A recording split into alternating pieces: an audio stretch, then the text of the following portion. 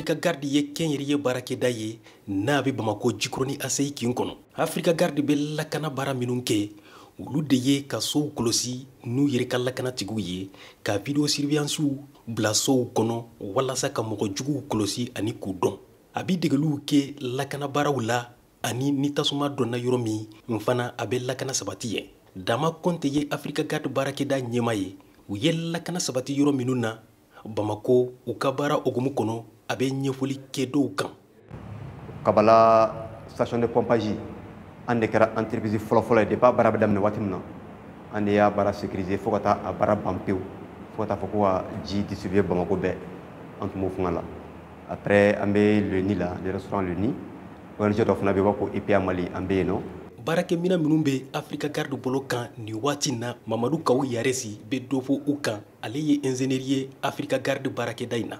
O minɛnw b'an bolo pour que ka n'i ka minɛn mana janya i la dɔrɔn i ka se ka yɔrɔ dɔn sani a ka yɔrɔ ka taa ka janya ka bɔ i la n'an b'o wele ko système de géolocalisation. Donc fɛn produit fitininw b'an bolo u bɛ se ka bila sakiw kɔnɔ ani u bɛ se ka kɛ moto mobiliw a se ka hali denmisɛnninw fana kɔlɔsi.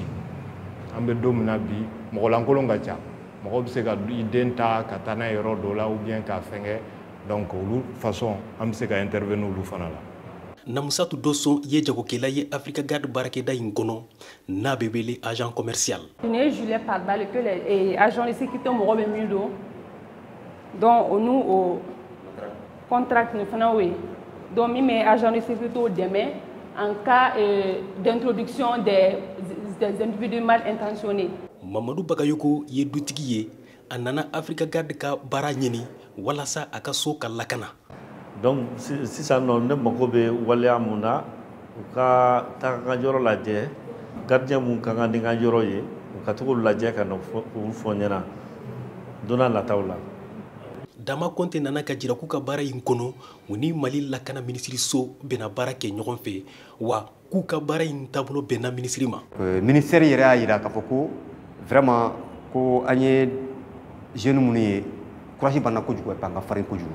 Parce que mɔgɔ min bɛ sécurité domaine kan i ka tila ka se jamana yɛrɛ sécurité soba yɛrɛ la k'a fɔ k'i bɛ service proposé ye ko vraiment o ye ko de ye o b'a jira k'a fɔ ko baara in b'aw ni kan donc ko an ni dɛmɛ yɛrɛ ka kan quoi parce que an b'u dɛmɛ u ka baara kɔnɔna la.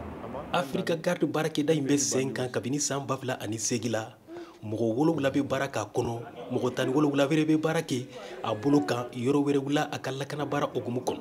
Sifi minnu ye Africa Guard baarada sigi sen kan y'a jira fana k'a b'u hakili la ka baarakɛda in bila Mali maraw bɛɛ kɔnɔ walasa ka lakana sabati Mali la ni jatigɛwalen kɛla tile in na i n'a fɔ malidenw ni marabagaw y'a laɲini cogo min na. Nama Jara, Bamako, VOA Bambara.